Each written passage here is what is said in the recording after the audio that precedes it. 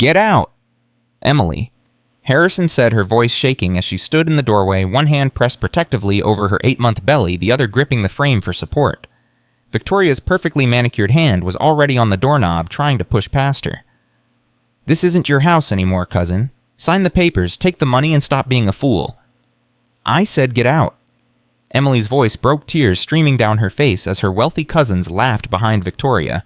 They'd come to her grandmother's funeral just to mock her, to remind her she was nothing, had nothing. The pregnant widow who inherited a worthless cabin while they got millions. But standing there, clutching that old brass key, her grandmother left her something inside Emily refused to break. Not this time. Not anymore. Before we continue with Emily's story, if you're enjoying this tale of courage and hidden legacies, please hit that subscribe button and ring the notification bell so you never miss our stories of triumph over adversity.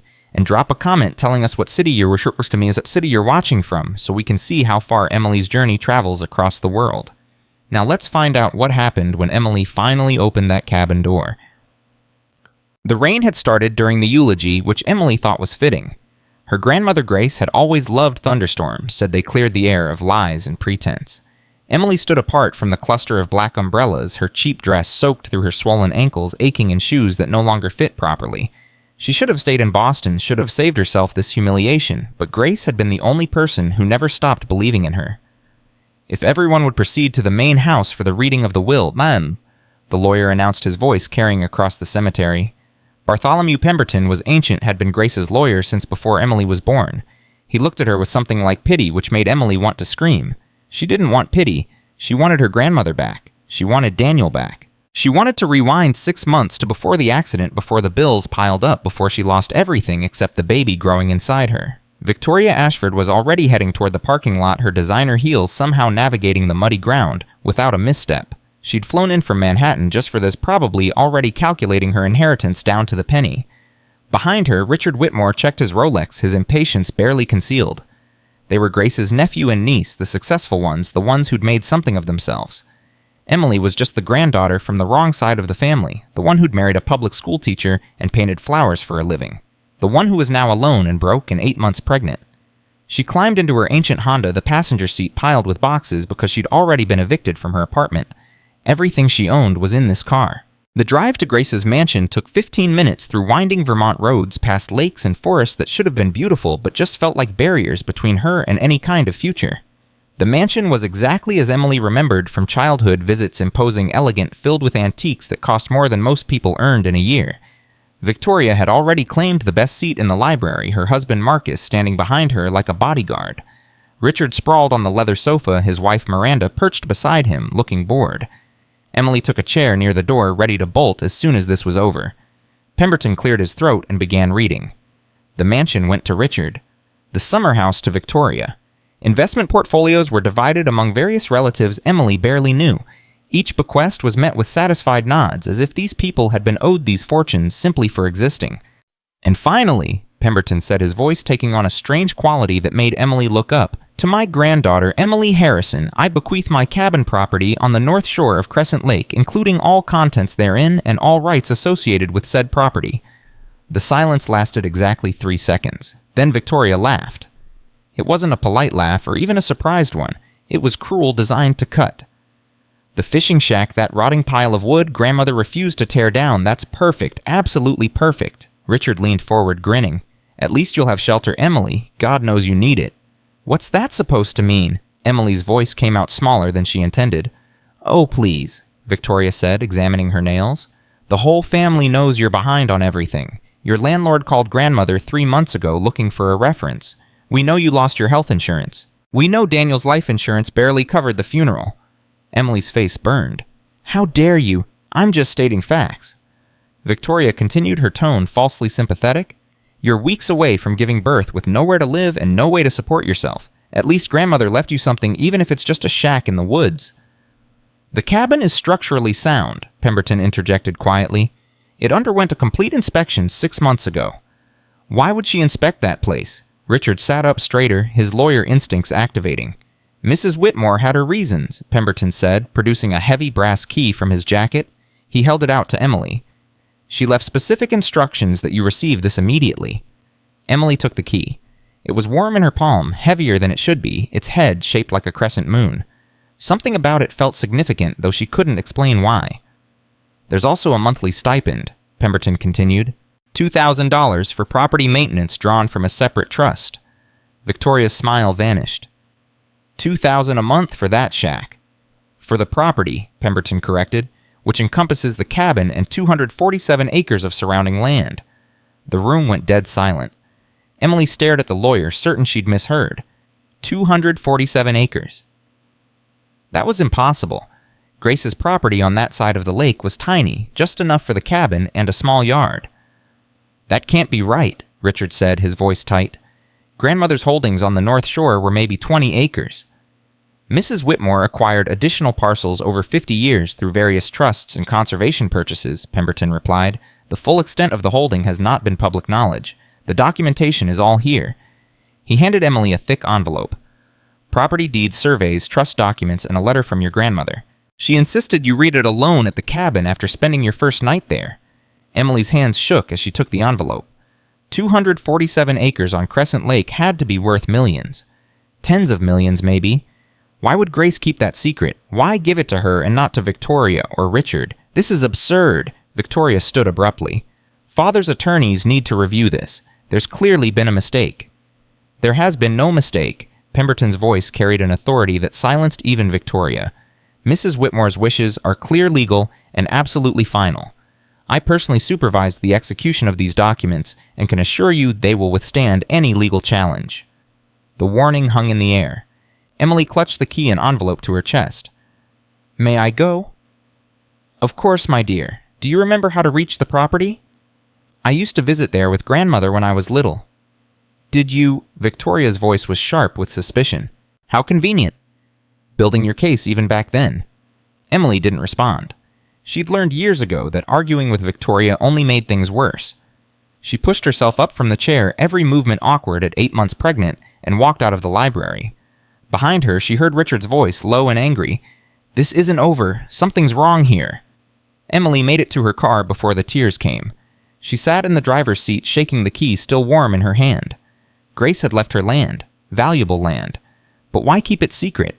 Why not tell her before she died? Why make her endure that humiliation in front of the family? She looked down at the envelope. Grace's handwriting on the front. For my little bird. Read this when you're home. Home? Emily didn't have a home. Just a car full of boxes and a cabin she'd never seen as anything but a childhood memory. The drive took an hour. The paved road became gravel, then dirt, the Honda's suspension protesting every pothole. Emily's back ached, her ankles were swollen, and the baby was pressing down so hard she could barely breathe. But when the trees finally opened up and she saw Crescent Lake spreading before her, something in her chest loosened just slightly. The cabin sat on a small point jutting into the water, exactly as she remembered. Weathered cedar shingles, stone chimney, a porch wrapping around two sides. Smaller than she remembered, but solid-looking. Someone had maintained it well. Emily parked and extracted herself from the car, one hand supporting her back. The baby kicked hard as if responding to the new environment. What do you think? Emily whispered, rubbing her belly. Think we can make this work? Another kick. She chose to interpret that as yes. The porch steps were solid under her feet. No creaking boards, no rot. Someone had swept recently. A stack of firewood sat neatly covered beside the door. Emily inserted the brass key into the lock. It stuck at first, wouldn't turn. No matter how she jiggled it, panic started to rise in her throat. What if it was the wrong key? What if this was all a mistake? Please, she whispered. Please, I have nowhere else to go. The key suddenly slid deeper, with a sound like wind chimes, musical and strange. It turned smoothly. The door swung open. Emily stepped inside and stopped breathing. The cabin shouldn't be warm. No one had been here in months, maybe longer. But heat wrapped around her like an embrace, and lamplight glowed golden from fixtures she couldn't see any power source for. The space was wrong, impossibly wrong. From outside, the cabin looked like maybe 400 square feet. One room, two at most. Inside, it stretched into distances that made no sense. A main living area with exposed beam ceiling and a stone fireplace where flames already crackled. A full kitchen with an antique stove and copper pots hanging from hooks. Beyond that, she could see a bedroom door, a bathroom. This is impossible, Emily said aloud. On the dining table sat an oil lamp already burning, and beneath it an envelope with her name in Grace's flowing script. Emily's knees went weak. She grabbed the back of a chair for support, her heart hammering. This couldn't be real. Physics didn't work this way. Buildings didn't expand like the TARDIS from Doctor Who. But the heat was real. The light was real. And when she moved to the kitchen and opened the pantry, she found it fully stocked. Flour, sugar, coffee, canned goods, fresh vegetables in a crate, and in a small icebox that shouldn't work without electricity, milk, and eggs and cheese. All fresh, as if someone had shopped this morning. Emily backed away slowly, her breath coming fast. She should leave. This was wrong, impossible, maybe dangerous. But where would she go? Back to Boston to sleep in her car, to Victoria's mansion and to beg for help? The baby kicked again, hard enough to make Emily gasp. "You're right," she said softly. "We're here. We're safe. That's what matters." She moved back to the dining table and picked up Grace's letter. Her hands trembled as she broke the wax seal and unfolded the pages. The handwriting was so familiar, it hurt. "My dearest little bird," it began, and Emily started crying again. Grace had called her that since she was 7, when Emily would spend hours drawing birds instead of playing with other children. "If you're reading this, you found your way home. And yes, I do mean home, though you've never lived here. This place has been yours since the moment you were born." Emily read faster, the words blurring through tears. "The cabin is alive, Emily. Not metaphorically, but literally alive in ways science cannot measure, but that every woman in our family line has always understood. It responds to need. It protects. It provides. But only for those it recognizes as keepers. You are the 7th keeper." Emily lowered the letter, staring around the impossible cabin. Alive. Grace was saying the building was alive. That should sound insane. It did sound insane. But the fire that lit itself, the food that appeared, the space that defied geometry, what else could explain it? She kept reading. Grace described a legacy going back 6 generations to a woman named Abigail Whitmore, who built the first cabin here in 1744. A legacy of women protecting this land, these springs, this forest. Of women who came here broken and found themselves remade. "I built my fortune from this place," Grace wrote. "The sustainable businesses, the conservation trusts. The spring water that people paid astronomical prices for. It all came from here. But there is a cost. A keeper cannot abandon her post. The land requires attention, respect, care." The letter went on for pages explaining finances, legal protections, names of people who would help. And at the end, "You were born for this, Emily. Your artistic eye, your sensitivity to nature, your stubborn refusal to compromise your values, even when it cost you everything, these are the qualities of a true keeper. Your daughter will be the 8th. Train her well. She will be extraordinary." Emily reread that line 3 times. Your daughter. Grace had known she was having a girl. She folded the letter carefully and stood up, moving through the cabin room by room. The bedroom held a bed with a handmade quilt and against the far wall a cradle. Cherry wood carved with incredible detail with a soft blanket inside. Made for her daughter. Waiting. Emily sat on the bed and let herself feel it all, the grief, the fear, the exhaustion, but also something new. Something that felt almost like hope. She fell asleep fully clothed, the impossible cabin warm around her, and for the first time in 6 months she didn't dream of Daniel's accident. She dreamed of Grace as a young woman, planting gardens behind this cabin, laughing with joy. Morning came too soon. Emily woke to golden sunlight and the smell of fresh bread. She sat up slowly, her back protesting, and found her way to the kitchen. On the counter, cooling on a rack, sat a loaf of bread. Fresh, as in baked this morning fresh. Emily cut a slice with shaking hands, added butter from the icebox, and took a bite. It was perfect. "Thank you," she whispered to the empty cabin, to Grace, to whatever consciousness lived in these walls. The sound of a vehicle approaching made her tense. She moved to the window and saw a battered pickup truck pulling into the clearing. An elderly woman climbed out, moving with surprising agility despite her age. Emily met her on the porch, uncertain whether to be welcoming or defensive. "You must be Emily," the woman said, her voice carrying a faint Irish lilt. "I'm Margaret Sullivan. Your grandmother asked me to check on you." "She did. Called me 6 months ago, said I'd be needed around now." Margaret's sharp eyes assessed Emily with professional efficiency. "I'm a midwife. Been delivering babies in these hills for 50 years. How far apart are your contractions?" "I'm not the baby's not due for 3 weeks." Margaret's eyebrows rose. Grace was usually right about timing. "Well, no matter. May I?" She gestured toward Emily's belly. Emily nodded, too surprised to refuse. Margaret performed a quick examination right there on the porch, checking the baby's position, listening to the heartbeat with a portable Doppler she pulled from her bag. "Strong heartbeat. Good position. Baby's measuring right on track." Margaret's expression softened. Grace told me about your husband. I'm truly sorry. Emily swallowed hard. Thank you. You planning to deliver at the hospital in Rutland? I haven't decided. The women in your family have a tradition of home birth, Margaret said carefully. All 6 keepers before you were born right here in this cabin, but that's your choice, not an obligation. You know, Emily said slowly, about the cabin, what it is. Honey, I delivered your grandmother right here in 1946. I've been keeping the Whitmore family's secrets ever since. Margaret patted Emily's shoulder. Don't worry, Grace chose her allies carefully. She retrieved a basket from her truck filled with prenatal vitamins, herbal teas, and supplies. My phone number's on the card.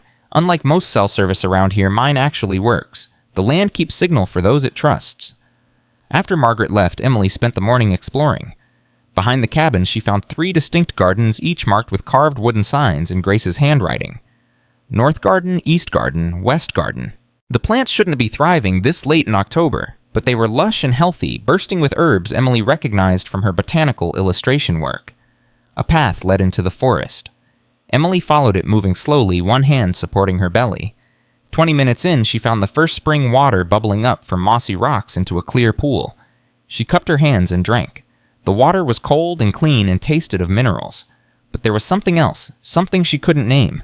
Her mind felt clearer than it had in months. The constant anxiety that had been her companion since Daniel died just quieted like someone had turned down the volume on her fears. Emily sat on a flat rock beside the spring, listening to the water, feeling the baby move inside her. For the first time since the funeral, since the will reading, since Victoria's cruel laughter, she felt something settle inside her chest. Not quite peace, not quite hope, but the possibility of both. A sound made her turn. A deer stood 10 feet away, a doe with a copper coat gleaming in the dappled sunlight. They looked at each other for a long moment, and Emily held perfectly still, barely breathing. The deer approached. Closer, then closer still, until it was near enough to touch. It lowered its head and gently, incredibly nuzzled Emily's pregnant belly. The baby kicked in response. The doe raised its head, looked Emily directly in the eyes, with an intelligence that seemed almost human, then turned and bounded away into the forest. Emily sat frozen, her heart pounding. That wasn't normal deer behavior. Deer didn't approach humans like that, didn't nuzzle them, didn't look at them with recognition in their eyes. Okay, she said aloud to the listening forest. Okay, I believe it now. I really believe it. She made her way back to the cabin, her mind reeling. Inside, she found the shelf of journals Pemberton had mentioned and sewn, and pulled down the oldest one, M.W., 1918 to 1935. The handwriting was old-fashioned precise. The first entry was dated March 3, 1918. I have come to the cabin with nothing but what I could carry. Robert is dead in France. His family blames me. His mother called me a distraction, said he joined up to escape me. Perhaps she's right, but I am pregnant with his child, and his family wants nothing to do with me. Mother told me about this place, about what it offers to women in our line. I did not believe her. Now I have nowhere else to turn. The cabin welcomed me. That is the only word for it. I arrived in darkness, frightened and alone, and the moment I crossed the threshold, lights came on. The fire started. The air warmed. It knew I was coming. Emily read entry after entry, watching as Martha Whitmore transformed from a frightened widow into a woman running a successful medicinal herb business from this remote cabin. She read about Martha's daughter, Eleanor, being born here during a thunderstorm, about the years of learning the land, understanding its gifts. She pulled down the next journal, E.W., 1935-1968. Eleanor's handwriting was bolder, more confident. Mother says I must understand the responsibility of being a keeper, that the land is not merely property, but a trust, a sacred charge. She speaks of contracts with something older than human law agreements made by Abigail Whitmore when she first built this place in 1744. Emily read for hours, absorbing the history, the pattern. Women arriving here broken, finding strength, learning to protect something larger than themselves. Each generation adding their knowledge, their discoveries, their warnings. Grace's journal was last GW, 1968 to 2024. Emily opened it to the final entry dated just 2 weeks before Grace died. The cancer is winning. I can feel it spreading a wrongness that even the North Spring cannot cure. I am not afraid of death, but I am afraid of what comes next. Victoria wants this property. She smells money development opportunities. She would destroy everything in months. But Emily, my little bird, she has the gift. She doesn't know it yet, but she is a keeper in her bones. The tragedy of losing Daniel will bring her here. I hate that it takes such pain. But the land calls us when we're ready, which often means when we're broken enough to accept what cannot be logically explained. Emily wiped tears from her cheeks. Grace had known, had planned all of this, had seen Emily's future, and prepared for it. She closed the journal and looked around the cabin that had already become familiar. The warm light, the crackling fire, the sense of being sheltered and protected. "I'll try," she whispered. "I'll try to be worthy of this." Outside, the sun was setting over Crescent Lake, painting the water gold and orange. Emily stood on the porch, one hand on her belly, and watched the day end. Tomorrow she would start learning what it truly meant to be a keeper. Tonight she would just be grateful for warmth and food and a place to sleep. For the first time in 6 months, Emily Harrison felt something like safety, and in the forest around the cabin, in the water of the lake, in the very soil beneath her feet, the land recognized her and was satisfied. The 7th keeper had come home. 3 days had passed since Emily opened Grace's letter, and she was starting to believe she might actually survive this.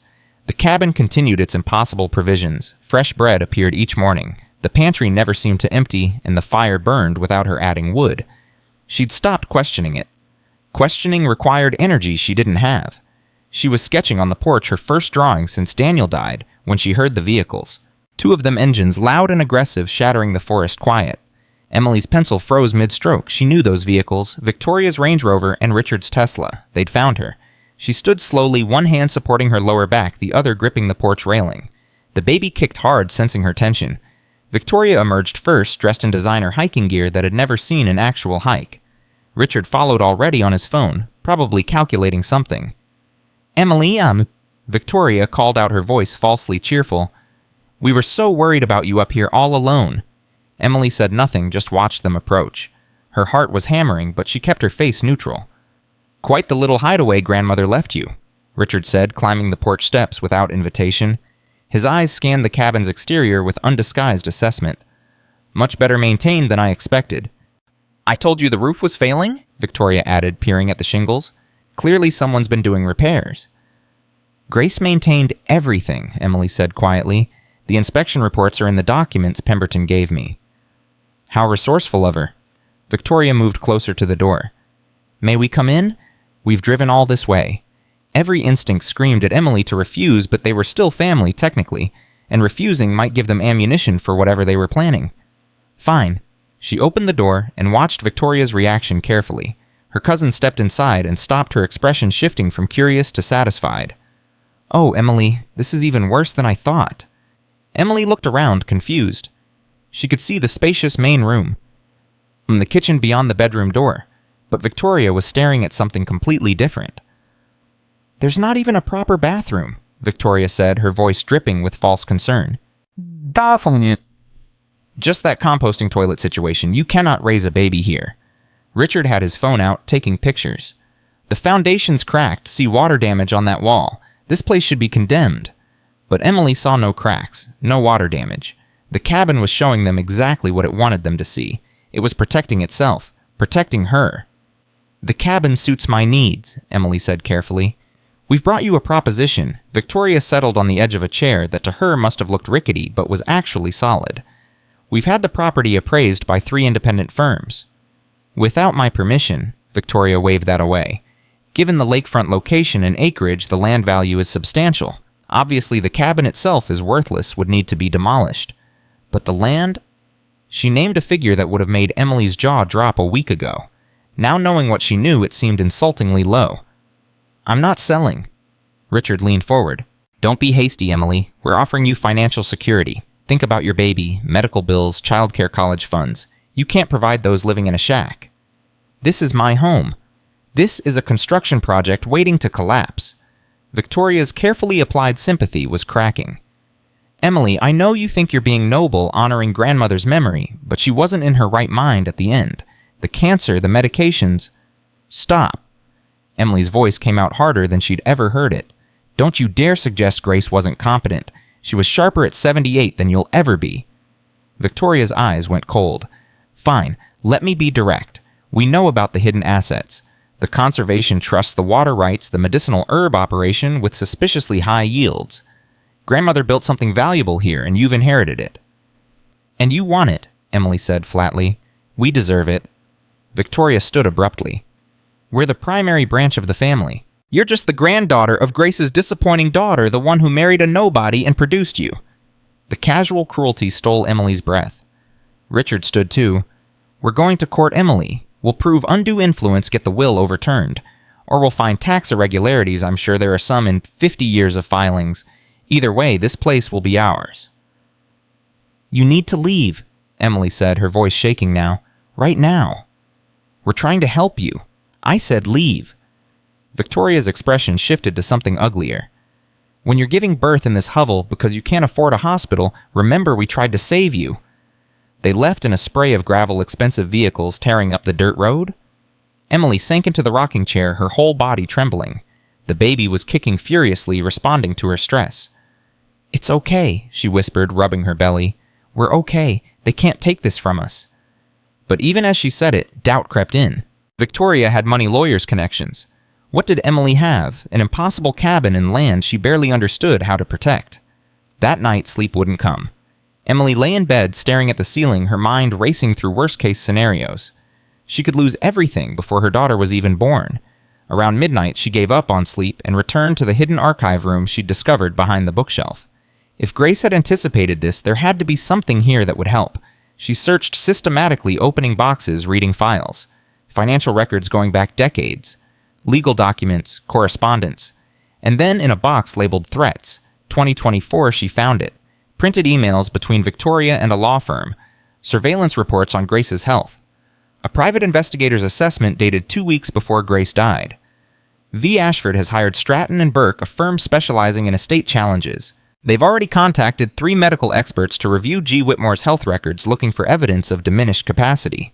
R. Whitmore has been in contact with Northern Development Corporation, a company known for aggressive land acquisition. Assessment: the cousins are working with NDC. They'll use legal challenges to delay Emily's inheritance, then pressure her to settle by selling the property at below market value. Emily's hands shook as she kept reading. Grace had documented everything. Every conversation Victoria and Richard thought was private, Grace had somehow known about it, and she'd prepared countermeasures. Video testimony recorded with multiple witnesses proving her competency. Medical evaluations from 3 independent doctors showing her mind was sharp until the very end. Evidence of Victoria and Richard's secret communications with developers going back 3 years. 3 years. They'd been planning this since before Grace got sick. At the bottom of the file was a handwritten note. "Emily, they won't give up easily. Be prepared for intimidation, manipulation, possibly worse. But don't be frightened. Bartholomew has everything he needs to destroy their case. Trust the land. It protects those who protect it. G." Emily pressed the note to her chest, tears streaming down her face. Grace had known. Had seen this coming and prepared for it. She wasn't alone in this fight. The next morning brought Walter Chen to her door carrying groceries despite her protests that the cabin provided. "The cabin provides," he said, setting bags on her kitchen counter, "but it appreciates when we contribute too. Respect goes both ways." He unpacked fresh vegetables, milk, eggs, cheese, things the cabin hadn't produced on its own. "Grace used to say that," Emily said softly, "about respect going both ways. She taught me a lot." Walter's weathered face softened. About this land, about the responsibility of being a neighbor to something sacred. Most people thought she was eccentric, talking about the cabin like it was alive, but those of us who paid attention, we knew better. How many people know about what this place really is? More than you'd think, less than you'd hope. Walter leaned against the counter. There's a reason Grace kept the property extent secret. People hear 247 acres on Crescent Lake and they see dollar signs. They see resort developments and vacation homes and golf courses. They don't see what would be destroyed. The springs, Emily said. The springs, the forest, the watershed that feeds wells throughout the valley. This land isn't just valuable, it's essential. Not just to you, but to everyone downstream. He met her eyes seriously. Your cousins don't care about any of that, and the people they're working with care even less. A contraction hit Emily suddenly sharp enough to make her gasp and grip the counter. Walter was beside her in an instant. How long? That's the first one. I'm fine, just another contraction harder than the first, stealing her breath. I'm calling Margaret. Walter already had his phone out. No, it's too early. I'm only... Emily couldn't finish the sentence. The contractions were 2 minutes apart. That wasn't right. First labors were supposed to be slow. Margaret arrived in 15 minutes, must have been driving like a demon. She took one look at Emily's face and began her examination. False labor, she announced after checking. Braxton Hicks brought on by stress. But Emily, you need to be careful. Your body's preparing early, and if you don't manage your stress better, this baby might come whether you're ready or not. They're going to take this place, Emily said, the words tumbling out. Victoria and Richard, they're working with developers. They're going to destroy everything Grace protected, and I don't know how to stop them. You're not alone in this fight, Margaret said firmly. Grace built alliances for 50 years. It's time you met some of them. That afternoon, Margaret drove Emily to a small church in the nearest town. Emily expected maybe a dozen people. Instead, she found the fellowship hall filled with at least 50 farmers, business owners, teachers, retirees. An elderly woman stood when Emily entered. She had Grace's eyes, Grace's cheekbones. I'm Judith Whitmore, she said. Your grandmother's cousin. We've been waiting for you. All of you, the Spring Protection Society, Judith explained. We've been meeting since 1952, dedicated to protecting the watershed that feeds Crescent Lake. Grace was a founding member. She never told you because she wanted you to find your own way here, but now that you have, you need to know you're not fighting alone. A man stood up, maybe 60, wearing a flannel shirt. My family's farm has been here 5 generations. The North Spring feeds our well. Without it, we'd have had to sell years ago. A younger woman raised her hand. The spring water saved my daughter. She had cancer, stage 4. Your grandmother brought us water, told us to have Emma drink it daily. Emma's in full remission now. The doctors can't explain it. One by one, people shared stories. How Grace had quietly helped them over the years. How the land she protected benefited everyone in the valley. How the developers Victoria and Richard were working with had already destroyed watersheds in 3 other Vermont communities.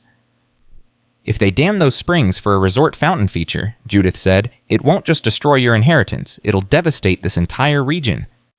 Emily looked around the room at faces she'd never seen before, people who cared about her grandmother's legacy as much as she did. What can I do? She asked. You already are, Judith smiled. You're here, you're fighting, that's all Grace asked. That evening, Bartholomew Pemberton arrived at the cabin with his briefcase and an expression Emily had never seen before, satisfaction edged with something almost predatory. Victoria and Richard filed their challenge this morning, he said, spreading documents across her dining table. They're claiming your grandmother lacked capacity when she executed the will.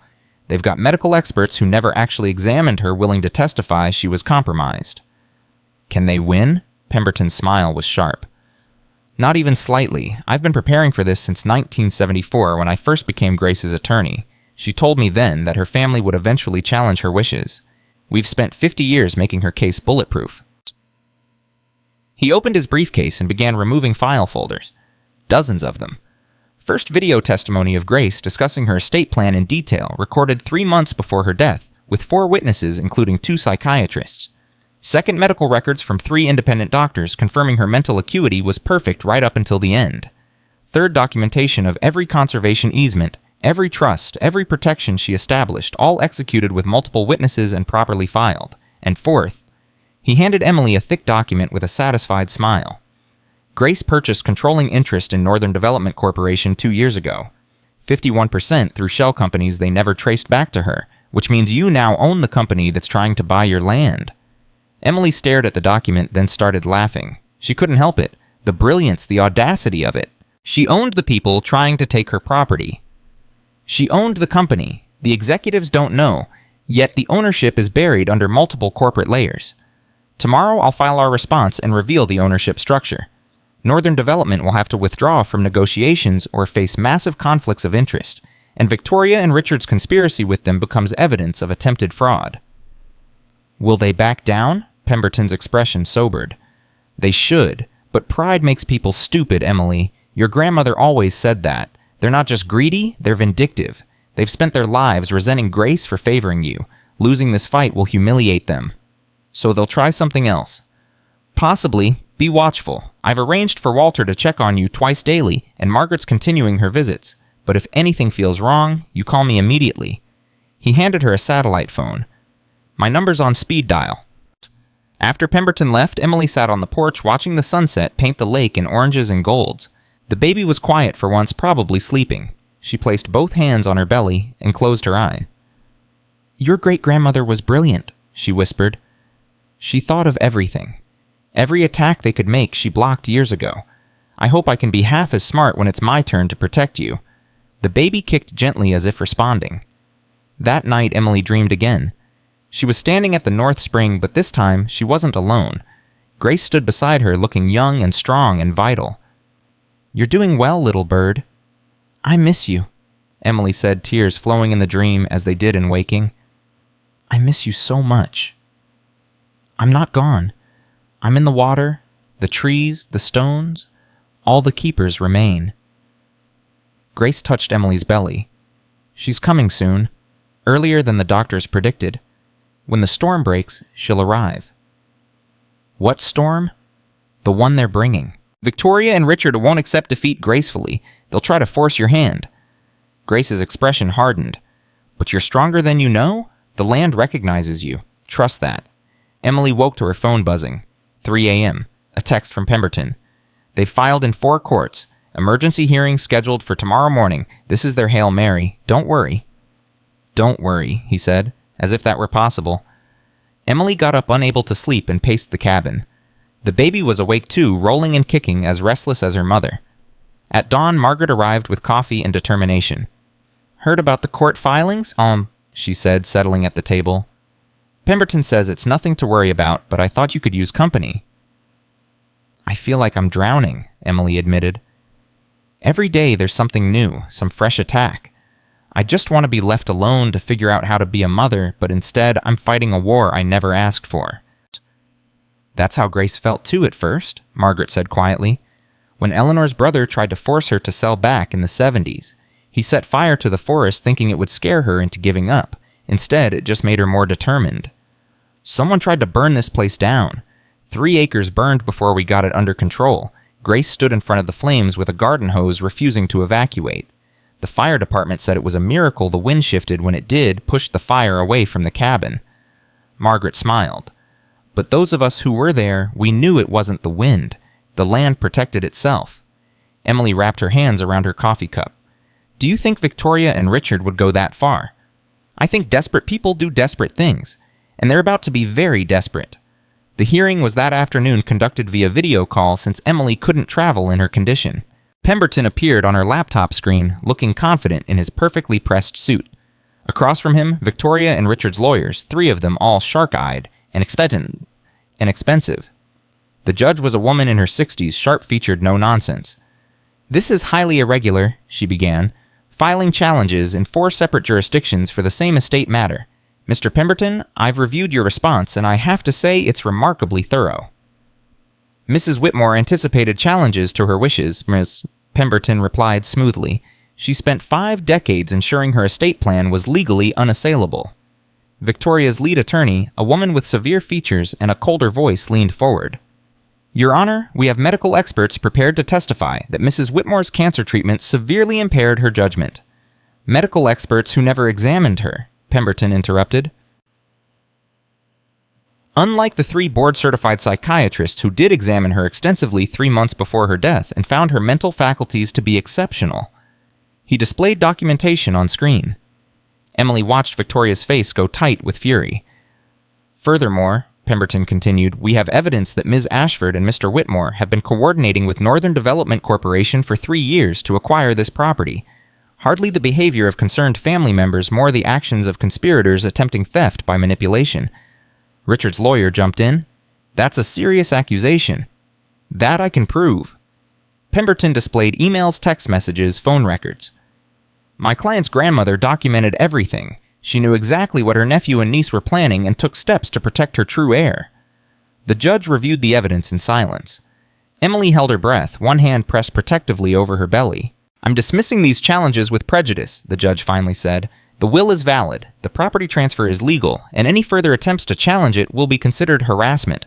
Ms. Ashford, Mr. Whitmore, I suggest you accept your grandmother's wishes and move on."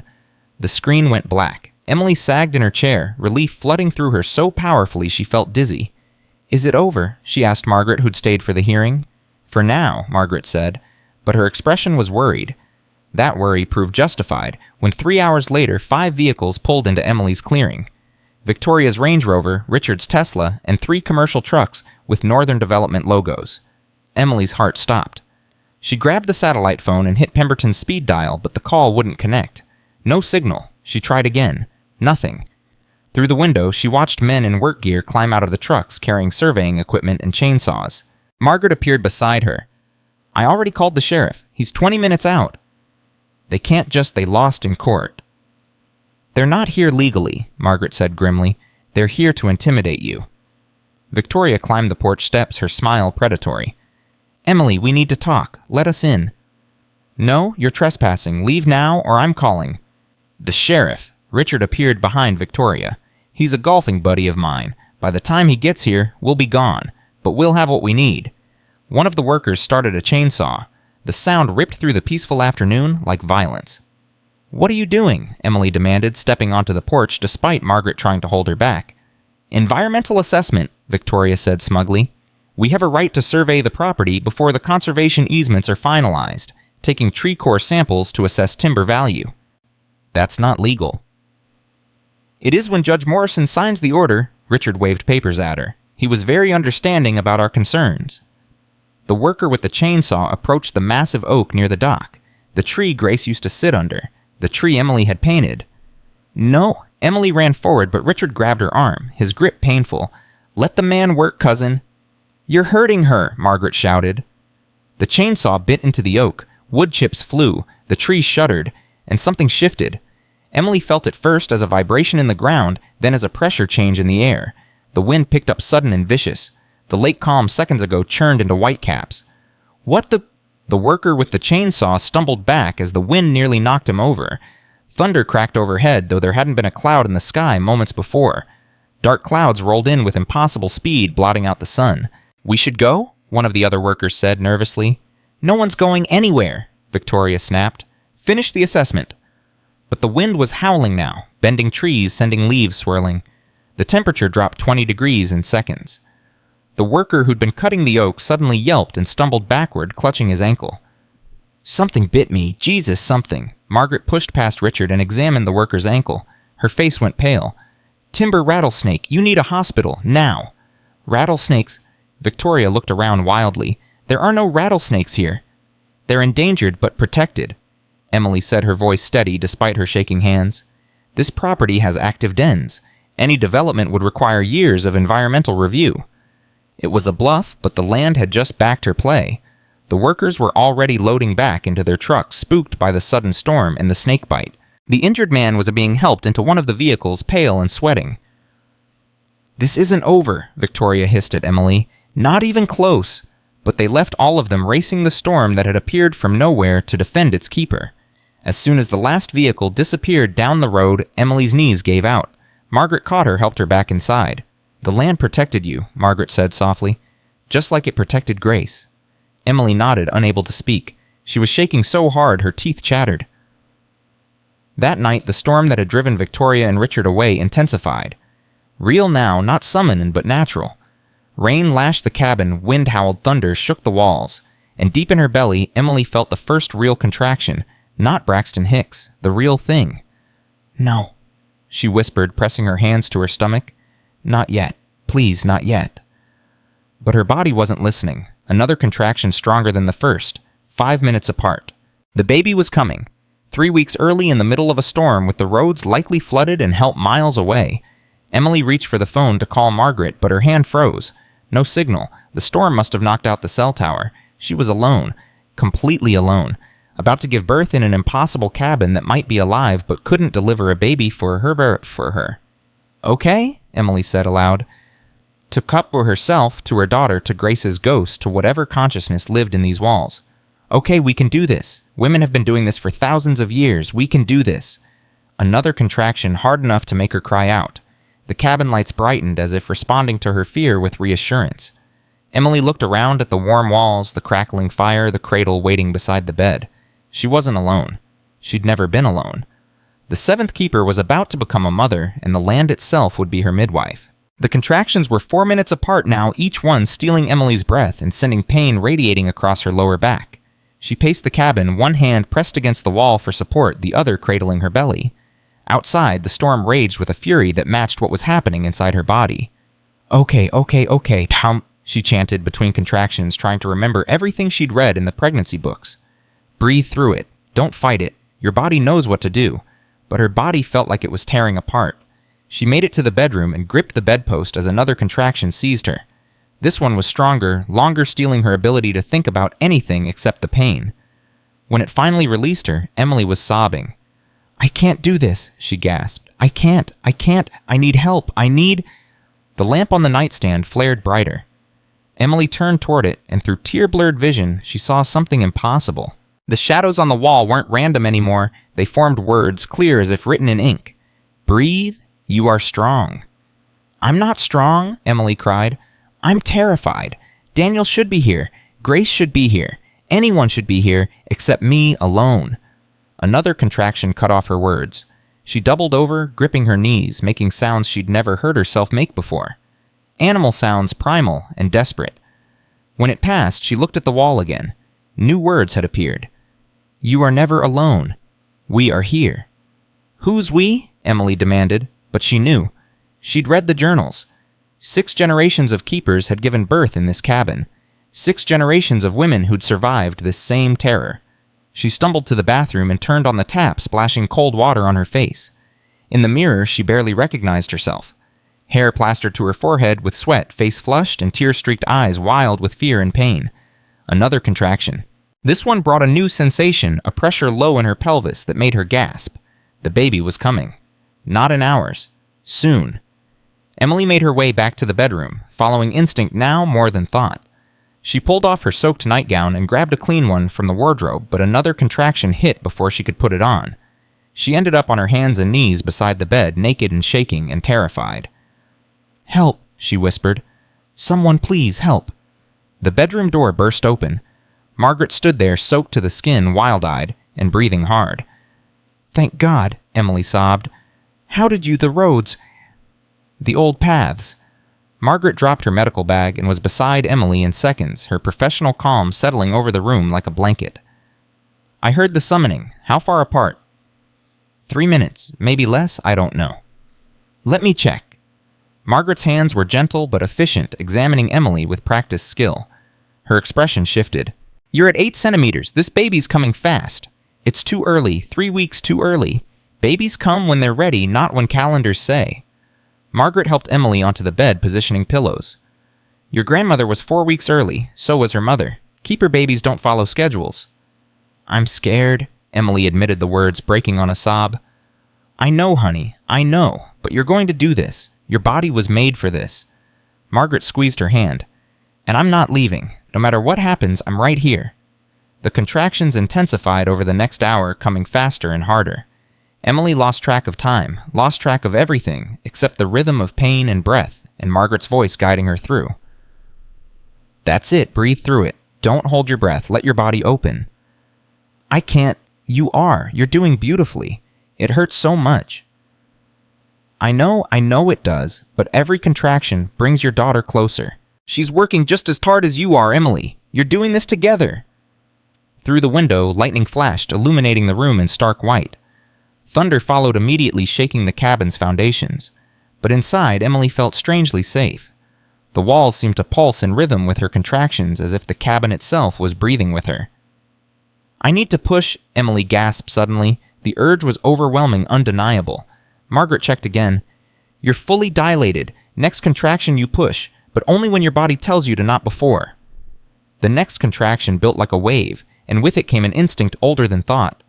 Emily bore down, pushing with everything she had. Good, stop now, breathe. I can't stop. You can? Pant through it. Don't push yet. Let your body stretch." Emily panted, fighting every instinct screaming at her to push. The burning sensation was unbearable, like being split in half. "I see the head." Margaret's voice filled with joy. "Emily, your daughter has hair. Dark hair, lots of it." "Is she okay?" "She's perfect. One more push, maybe 2. You're almost there." The next contraction built, and Emily pushed with a strength she didn't know she possessed. She felt the baby's head emerge, felt the impossible stretch and burn and release. "Heads out. Don't push. Let me check cords clear. Okay, one more big push for the shoulders." Emily gathered everything she had left, every ounce of strength, every bit of courage. She pushed, feeling her daughter slip free in a rush of sensation that was relief and pain and triumph all at once. And then a cry. Not Emily's cry, but a new voice, high and indignant and absolutely perfect. "It's a girl," Margaret said, but Emily already knew. She'd always known. A perfect, beautiful girl. Margaret placed the baby on Emily's chest, warm and wet and squalling with fury at this cold world. Emily's hands came up automatically, cradling her daughter, feeling the tiny body against her own. "Hi," Emily sobbed, tears streaming down her face. "Hi, baby girl. Hi, I'm your mama, and I love you so much." The baby's cries quieted at Emily's voice. Dark blue eyes tried to focus on her mother's face. Outside, the storm broke, the rain stopped, the wind died, and through the bedroom window, the first rays of dawn light spilled across the room, turning everything gold. Margaret worked efficiently, clamping and cutting the umbilical cord, checking the baby's vitals. "She's strong. Good color, strong heartbeat, breathing perfectly, 8 pounds even, not small for being early." "She's perfect," Emily whispered, unable to look away from her daughter's face. "She is, just like you were when Grace delivered you." Emily looked up sharply. "Grace delivered me. Your mother had you in Boston, but Grace was in the delivery room, caught you in her own hands. She said then that you'd be a keeper." Margaret's eyes were wet. She was right, just like she was right about this little one. The placenta came easily, and Margaret tended to Emily with gentle efficiency. Emily barely noticed, too absorbed in her daughter. The baby was nursing now, latched on perfectly as if she'd been born, knowing exactly what to do. "What will you name her?" Margaret asked, cleaning up and covering Emily with a warm blanket. Emily hadn't decided, had avoided thinking about names because choosing one made everything too real. But looking at her daughter now, feeling the weight of her in her arms, the name came without thought. "Abigail, after the first keeper. Abigail Grace Harrison." "Grace would love that," Margaret said softly. "Welcome to the world, Abigail. Welcome to your inheritance." As if responding to her name, baby Abigail's eyes opened fully for the first time. They were dark blue, almost violet, and seemed to hold awareness beyond her minutes of life. Emily was falling asleep, exhausted beyond measure, when her phone buzzed. She reached for it clumsily, one-handed, since she wouldn't let go of Abigail. A text from Walter. "Roads are clear, coming by with supplies. You okay?" Emily texted back with her thumb. "Baby came. We're both fine." The response was immediate. "I'll bring everyone." "Everyone," Emily mumbled, but sleep was pulling her under. She felt Margaret take the phone from her hand, heard her moving around the room, but it all felt distant and unimportant compared to the warm weight of her daughter against her chest. She slept for what felt like minutes, but must have been hours, because when she woke, the sun was high and voices filled the cabin. Emily sat up carefully, Abigail still sleeping peacefully in her arms, and found Margaret standing guard at the bedroom door. "I let them in," Margaret said, "but they're not allowed in here until you're ready." "Who's here?" "Walter, Judith Pemberton, and about 15 others. Word travels fast." Margaret smiled. "The community wants to meet the newest keeper." Emily looked down at Abigail, at her perfect small face, and felt something shift inside her chest. Not just love, though there was so much of that she thought she might burst, but responsibility, purpose. This tiny person depended on her absolutely, and beyond that, an entire community depended on what she would do with this land. "Give me 10 minutes, Emily said. "Then you can let them in." Margaret helped her to the bathroom, helped her wash and change into clean clothes. Emily's body ached everywhere, but it was a good ache. A victorious ache. She'd done something impossible and survived. When she returned to the main room with Abigail in her arms, the assembled crowd went silent. Judith stepped forward first, with tears streaming down her weathered face. "She looks like Grace," Judith whispered. "Oh, Emily, she looks just like Grace did as a baby." One by one they approached, each person offering blessings, small gifts, words of welcome. Walter brought hand-carved toys. Judith had knitted blankets. Others offered casseroles, supplies, books of family recipes. Pemberton hung back until the others had paid their respects. Then he approached with his briefcase, looking uncomfortable but determined. "I hate to bring business at a time like this," he said, "but there are documents you need to see, now." The room went quiet. "Victoria and Richard filed an emergency motion this morning," Pemberton continued. "They're claiming that giving birth alone without medical supervision proves you're an unfit mother. They're petitioning for custody of Abigail and control of the property as her guardians." Emily's arms tightened around her daughter. "They can't. They can try." Pemberton's expression was grim. "I've already filed our response pointing out that Margaret Sullivan is a licensed midwife who attended the birth, but they're arguing she arrived too late, that you endangered your child by refusing to go to a hospital."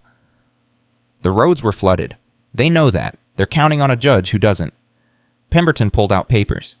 The hearing is tomorrow morning.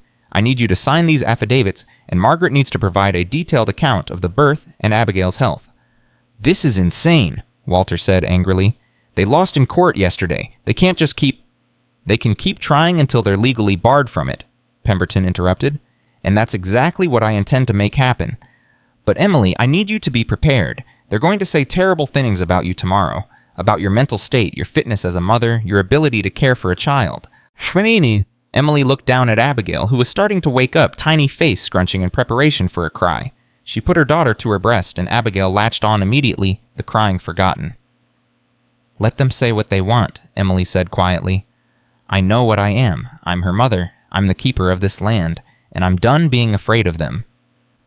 The hearing the next morning was brutal. Emily sat in front of her laptop with Abigail in her arms, watching Victoria's lawyer present a case that painted Emily as mentally unstable, physically incapable, and dangerously isolated. Miss Harrison refused medical care throughout her pregnancy. The lawyer argued. She rejected hospital delivery in favor of giving birth alone in a remote cabin during a severe storm. This reckless behavior could have resulted in the death of both mother and child. I wasn't alone, Emily said when given the chance to speak. Margaret Sullivan, a licensed midwife with 50 years of experience, attended the birth. She arrived well before my daughter was born and provided excellent care. How did Miss Sullivan reach you through flooded roads? Victoria's lawyer challenged. Margaret, appearing via her own video link, didn't hesitate. I know the old paths through the forest. They're on higher ground. Don't flood. I've been using them for decades. How convenient that you arrived just in time. I arrived when I was called, Margaret said firmly, and I found Emily coping remarkably well with early labor. She was calm-focused and made good decisions throughout. The birth was textbook normal, and baby Abigail is thriving. Victoria herself leaned in to frame her expression a mask of concern that didn't reach her eyes. Your Honor, we're simply worried about Emily's mental state.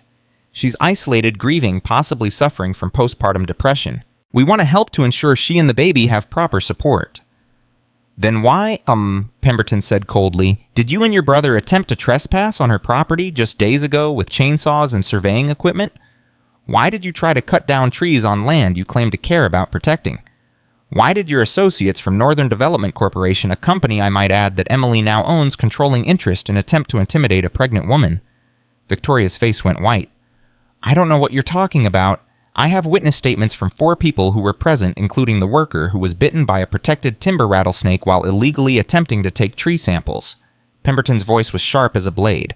I also have documentation showing you've been coordinating with developers to force Emily to sell this property since before your grandmother died. This isn't about concern for Emily or her child. This is about money and revenge. The judge, a different one this time, reviewed documents in silence. Emily held her breath, one hand on Abigail's small back, feeling her daughter's heartbeat against her palm. I'm denying the petition, the judge finally said. Furthermore, I'm issuing a restraining order. Ms. Ashford, Mr. Whitmore, you are prohibited from contacting Emily Harrison or coming within 500 feet of her property. Any further legal action against her will be considered harassment and may result in criminal charges. Do you understand? This isn't, Victoria started. Do you understand? The judge repeated, her voice like ice. Yes, Your Honor, Victoria said through clenched teeth. The screen went black. Emily sagged in her chair, trembling with relief. Abigail chose that moment to let out a wail, and Emily realized she'd been holding her daughter too tightly. I'm sorry, baby girl, she murmured, loosening her grip. Mama's sorry. Pemberton's face reappeared on screen. It's over, Emily. Legally, they have no more options. The restraining order is enforceable in all 50 states. So they'll stop. They should, if they have any sense at all. But Pemberton's expression suggested he doubted they did. That night, Emily couldn't sleep despite her exhaustion. Every sound outside made her tense, expecting to see headlights in the clearing. But the forest remained dark and quiet. Around 2 a.m., Abigail woke hungry. Emily settled in the rocking chair to nurse her, and in the stillness, she heard something that made her blood run cold. Voices, outside. Multiple voices trying to be quiet, but not quiet enough. Emily's heart hammered. She grabbed the satellite phone and called 911, whispering her location and that there were intruders on her property. Then she called Walter. They're here, she breathed into the phone. Multiple people, I can hear them outside. Lock the doors, get away from windows, Walter said, already moving. I'm 5 minutes away. Sheriff's been alerted. Emily carried Abigail to the bedroom, shut the door, and pushed the dresser in front of it. Her hands were shaking so badly she could barely grip the furniture. Through the window, she saw flashlight beams cutting through the darkness. 4 people, maybe 5, moving toward the cabin. Then she heard Richard's voice. I know you're in there, Emily. We just want to talk. I've called the police, Emily shouted through the window. You're violating a restraining order. Leave now. We have a right to inspect the property, Victoria called out. Our lawyers say, your lawyers are wrong. That was Walter's voice, thank God. His truck roared into the clearing, high beams illuminating Victoria, Richard, and 3 men Emily didn't recognize. Sheriff's 2 minutes out. Unless you want to spend the night in jail, I suggest you leave. This is none of your business, Chen, Richard snapped. Everything that happens on this land is my business. I'm the community liaison for the Spring Protection Society, and you're trespassing on protected watershed property. Walter's voice carried an authority Emily had never heard before. You've got 60 seconds to get in your vehicles and leave. Or what? Or I make sure every newspaper in Vermont knows what you tried to do tonight. Violated a restraining order to harass a woman who just gave birth. See how that plays in your social circles. Lights appeared on the road, multiple vehicles approaching fast. That's not the sheriff, Victoria said. That's The vehicles stopped at the clearing's edge and people poured out. Emily recognized Judith Margaret Pemberton despite the late hour and at least 20 others. That's the community, Walter said. Everyone whose wells depend on these springs. Everyone whose families have lived here for generations. Everyone who's had enough of your bullying. Richard looked around at the growing crowd, his expression shifting from aggressive to uncertain. We'll leave, he said finally, but this isn't. If you say this isn't over one more time, Pemberton interrupted, I will personally file charges for stalking, harassment, and violation of a court order. Do not test me. They left, all of them vehicles disappearing down the dark road. The sheriff arrived 10 minutes later, took statements, and promised to patrol the area regularly. The crowd stayed until dawn, taking shifts, keeping watch, refusing to leave Emily alone. When the sun finally rose, Emily emerged from the cabin with Abigail in her arms. The people who'd stayed all night to protect her looked exhausted, but satisfied. Thank you, Emily said, her voice breaking. I don't know how to thank you. You don't need to, Judith said. This is what community means. Grace protected this land for all of us. Now we protect you. Over the following days, life settled into a rhythm. Emily learned to be a mother, to nurse and change diapers and decode cries. Abigail was an easy baby, as Margaret had predicted, sleeping in 3-hour stretches and alert when awake. But Emily couldn't shake the feeling that something else was coming. Victoria and Richard had been too quiet, had given up too easily. She was right. 2 weeks after Abigail's birth, Pemberton arrived with news that made Emily's stomach drop. Northern Development Corporation has filed for bankruptcy, he said. They're claiming that Grace's acquisition of controlling shares was done through fraudulent means, that she manipulated stock prices and violated securities regulations. That's insane. It is, but it's also clever. If they can prove fraud, they could invalidate the entire corporate structure, which would include all the conservation trusts Grace established through NDC's subsidiaries. The land protections, Emily breathed. They're going after the land protections. Exactly. If those trusts are dissolved, the land becomes vulnerable to development again, and Victoria and Richard are first in line to purchase the assets from bankruptcy. Emily looked down at Abigail sleeping in her arms. What do we do? Fight? Pemberton said simply. I've got 50 years of documentation proving Grace's acquisition was completely legal, but this is going to be a long battle, federal court, possibly years of litigation. I don't have years. I don't have money for lawyers. You have the Keeper's Trust, Pemberton reminded her. Grace set aside funds specifically for legal battles, and you have something else. What? You have the land itself. And if Victoria and Richard think they can take it through bankruptcy courts and corporate manipulation, they're about to learn what happens when you threaten something that's been protected for 300 years. That night, Emily walked down to the North Spring with Abigail strapped to her chest. The baby was awake, alert, her violet blue eyes taking in everything. Emily knelt beside the spring and placed her hand in the water. It was cold, clean, perfect. I need help, she said softly. Grace, if you can hear me, I need your help. I'm trying to protect this place, but they keep attacking from new directions. I don't know how to fight a bankruptcy case. I don't know how to save the trusts. I'm just one person with a baby in there." The water began to glow, softly at first, then brighter blue-green light emanating from the spring itself. Emily gasped and pulled her hand back, but the glow didn't fade. It spread through the water, flowing down the stream, disappearing into the forest. "What?" a voice spoke. Not out loud, but in her mind, clear as if someone was standing beside her. "You are never just one person. You are all of us. Every keeper who came before. Every woman who fought to protect this place. We are in the water, the trees, the stones, and we do not surrender." "Grace?" Emily whispered. "Yes? And Abigail? And were Eleanor? And Martha? And all of the others, stretching back to the beginning. You carry our strength, little bird. Use it." The glow faded slowly, leaving Emily kneeling beside the spring, with tears streaming down her face and hope blooming in her chest. When she returned to the cabin, she found a package on the porch. No return address, but her name written in familiar handwriting. Grace's handwriting. Inside was a leather-bound notebook labeled Emergency Protocols, Fossil for the Seventh Keeper. Emily opened it and began to read. Page after page of contingency plans, legal strategies, emergency contacts. Grace had anticipated everything, including corporate bankruptcy attacks. At the end was a note. "If they come at you through bankruptcy, court contact Judge Patricia Carmichael. She owes me a favor that she's been waiting 40 years to repay. Her number is on the next page. Tell her it's time. And Emily, trust yourself. Trust the land. Trust that you're exactly where you need to be." Emily closed the notebook and looked at Abigail, who was watching her with those impossibly aware eyes. "Your great-grandmother was brilliant," Emily whispered, "and we're going to finish what she started." The battle wasn't over, but for the first time since Grace died, Emily felt ready to fight it. Judge Patricia Carmichael answered on the third ring, her voice sharp and professional despite the early hour. Emily clutched the phone, Abigail fussing against her shoulder, and tried to steady her breathing. "Judge Carmichael, my name is Emily Harrison, Grace Whitmore's granddaughter."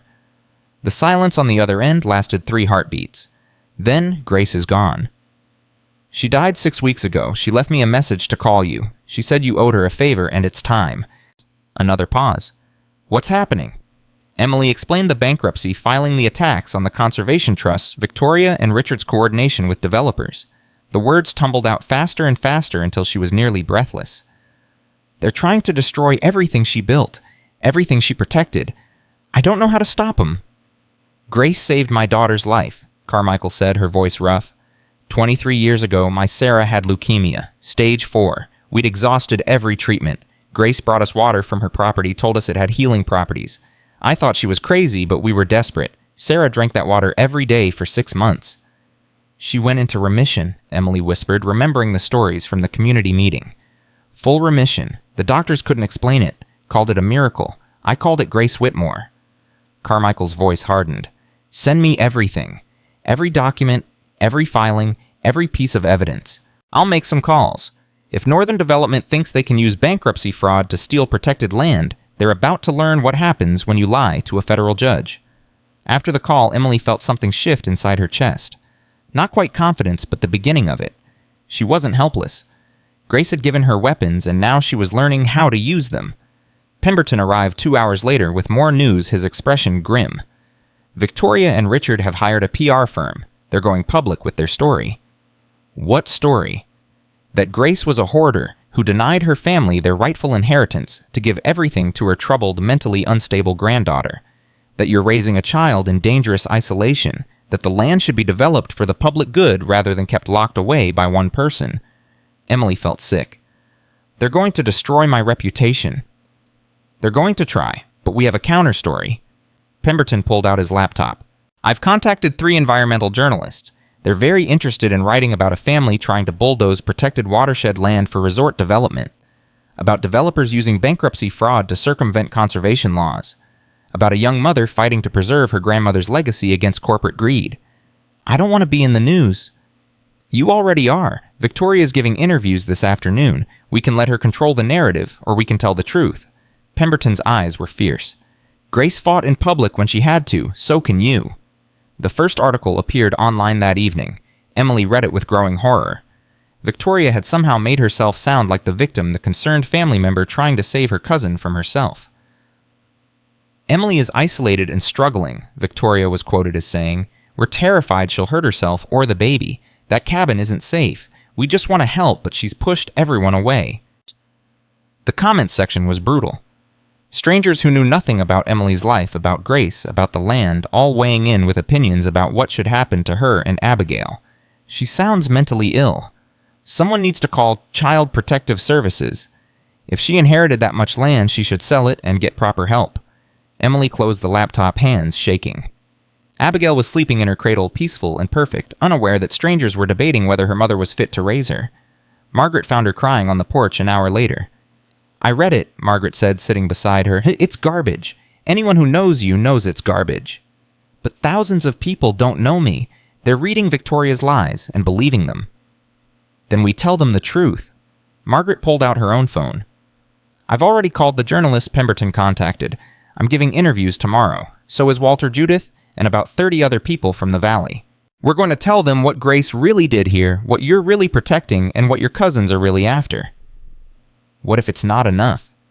"Then we fight harder." Margaret took Emily's hand. "You're not alone in this. You've never been alone. The sooner you accept that, the sooner we can win." The counter articles appeared 2 days later, and they were devastating. Environmental journalists had done their research, had interviewed dozens of people, had dug into Northern Development's history of destroying watersheds in other states. The real story behind the Crescent Lake controversy ran in 3 major newspapers. It detailed Victoria and Richard's coordination with developers, the bankruptcy fraud, the attempted intimidation. It included photographs of the springs testimonials from families whose wells depended on the watershed and quotes from environmental scientists about the land's ecological significance. One journalist had even found the surveyor who'd been bitten by the rattlesnake. He admitted on record that Northern Development had sent them to harass Emily, hoping to scare her into selling. Victoria's phone started ringing off the hook.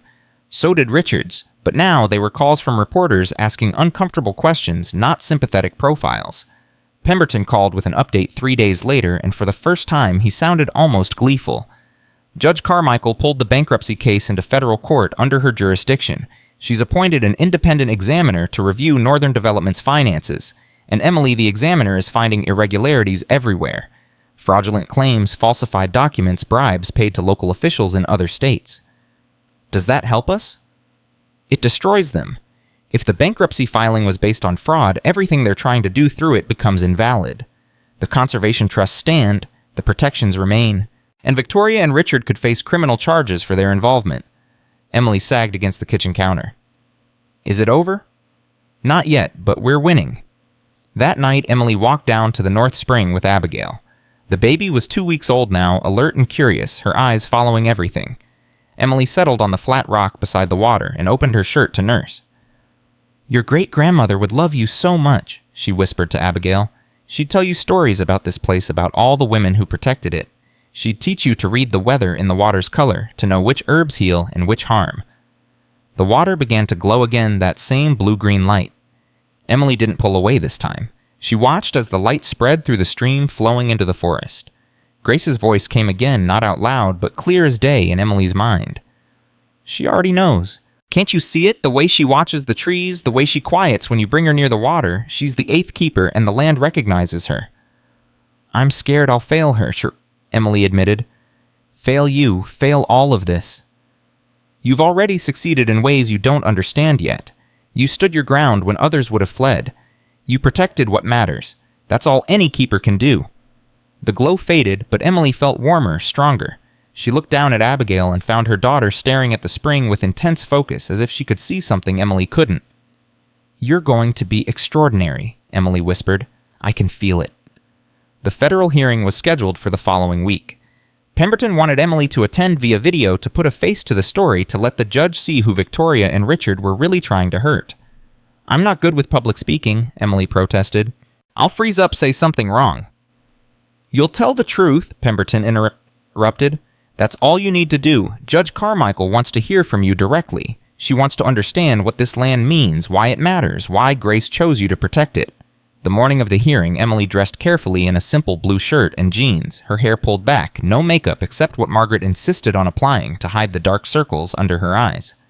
Abigail was fed and changed and sleeping peacefully in a sling against Emily's chest. The video call connected, and Emily found herself looking at a federal courtroom. Judge Carmichael sat at the bench, stern-faced and intimidating. Victoria and Richard sat with their lawyers on one side, Northern Development's bankruptcy team on the other, and Pemberton alone on Emily's side, but somehow looking more confident than all of them combined. "Miss Harrison?" Judge Carmichael said, her voice formal but not unkind. "Thank you for joining us. I understand you've had quite a few weeks." "Yes, Your Honor." "I've read the filings from both sides. I've reviewed the evidence, but I want to hear from you directly. Tell me about this land. Why did your grandmother protect it? Why does it matter?" Emily took a deep breath, feeling Abigail's weight against her chest, feeling the pendant at her throat that had been Grace's. "My grandmother always said that some things can't be measured in dollars. That true wealth is what you protect, not what you take. This land has 3 springs that feed the entire watershed for Crescent Lake. Dozens of families depend on those springs for their wells. The forest prevents flooding downstream. The biodiversity here is irreplaceable. But it's also worth millions," Victoria's lawyer interjected. "Millions that could benefit the entire family, not just one person." "It's not about money," Emily said, her voice strengthening. "It's about responsibility. My grandmother spent 50 years establishing protections to ensure this land would never be destroyed. She knew people would try to exploit it to dam the springs for fountains to clear-cut the forest for developments. She knew because people have been trying since the day she inherited it. Your cousins claim they want to help you, so," the judge said, "that they're concerned about your welfare and your child's safety." "My cousins want money. They've wanted it since the day my grandmother's will was read. They've filed frivolous lawsuits, violated restraining orders coordinated with developers, and now they're using bankruptcy fraud to try to steal what they couldn't take legally." Emily felt tears threatening but forced them back. "I'm not rich, I'm not powerful, but I'm the person my grandmother chose to continue her work, and I won't let them destroy it." Judge Carmichael studied her for a long moment. Then she turned to Northern Development's lawyers. "I've reviewed the independent examiner's report. Would you like to explain why your company has falsified financial documents in 4 separate bankruptcy filings across 3 states? The lead lawyer stood, his face pale. "Your Honor, we were unaware of any irregularities. You were unaware that your CFO has been accepting bribes to approve fraudulent claims. You were unaware that your company has systematically lied about environmental assessments to fast-track developments. You were unaware that you've been coordinating with Ms. Ashford and Mr. Whitmore to intimidate and harass Ms. Harrison." The lawyer sat down without answering. "This bankruptcy filing is dismissed," Carmichael said, her voice hard as stone. "Furthermore, I'm referring this case to the Department of Justice for criminal investigation. And Ms. Ashford, Mr. Whitmore, I'm extending the restraining order to include all business dealings related to the Crescent Lake property. If you so much as mention that land in a business context, you'll be in violation. Do I make myself clear?" Victoria's face had gone white. "Your Honor, this is quite clear." Carmichael repeated, her tone allowing no argument. "Yes, Your Honor," Victoria whispered. The screen went black. Emily sat in stunned silence, Abigail stirring against her chest. Pemberton's face reappeared, and he was actually smiling. "It's over," he said. "They have no more legal options, no more corporate manipulation, no more attacks. It's finished." Just like that. Just like that. Pemberton's smile widened. "Grace knew what she was doing when she told you to call Judge Carmichael. Patricia doesn't forget debts, and she doesn't tolerate fraud in her courtroom. Northern Development will be dissolved. Your cousins will be lucky to avoid criminal charges, and the land is protected forever." Emily started crying, couldn't help it. Relief and exhaustion and gratitude all flooding through her at once. Abigail woke up and began to cry too, responding to her mother's emotions. "Shh, baby girl," Emily soothed, rocking gently. "It's okay. We're okay. We're safe now." Margaret arrived an hour later with champagne she wouldn't let Emily drink while nursing, but the celebration was real. Walter came, and Judith and Pemberton, and dozens of others from the valley. They crowded into the impossible cabin that somehow expanded to hold them all, sharing food and stories and joy. "Grace would be so proud," Judith said, tears in her eyes. "You stood your ground, Emily. You did what had to be done." "I had help," Emily said, looking around at all the faces. "I couldn't have done it alone." "That's the point," Walter said. "No keeper has ever been alone. That's what makes this place special. It's not just you protecting the land. It's all of us protecting each other." As the celebration wound down and people started leaving, Pemberton pulled Emily aside. "There's one more thing Grace left for you. I wasn't supposed to give it to you until all legal threats were resolved." He handed her a small velvet box. "She said you'd know when the time was right to open it." After everyone left and Abigail was sleeping peacefully, Emily opened the box. Inside was a ring, silver with a stone she didn't recognize, dark green with veins of gold running through it, and a note in Grace's handwriting. This stone comes from the deepest part of the North Spring. It's been in our family for 6 generations passed from keeper to keeper. It's called aquamarine verdant, though no geologist has ever been able to classify it properly. Wear it when you need strength. Wear it when you need to remember who you are. Wear it when you need to feel me beside you. You are the keeper now, little bird. Fly free, but never forget your home. Emily slipped the ring onto her right hand. It fit perfectly, and the moment it touched her skin, she felt it. Not just warmth, but connection. To Grace, to all the keepers before her, to the land itself. She walked outside into the cool night air and looked up at the stars. The lake was mirror calm, reflecting the moon in perfect detail. "Thank you," Emily whispered, "for everything. For this place, for believing in me, for protecting me even after you were gone. I promise I'll do the same for Abigail. I'll teach her everything you taught me. I'll make sure this legacy continues." The wind picked up gentle and warm, carrying the scent of pine and water. Emily chose to believe it was Grace answering. 3 months passed in peace. Emily settled into motherhood, learning Abigail's rhythms, discovering that her daughter was indeed different. The baby watched birds with intense focus, quieted immediately when brought near the springs, and sometimes seemed to stare at things Emily couldn't see. "She's showing the gift early," Margaret said during one checkup. Most keeper children don't display sensitivity until they're older, but Abigail, she's special. Emily was painting again, her first real work since Daniel died. Botanical illustrations of the herbs from Grace's gardens, each one detailed and accurate.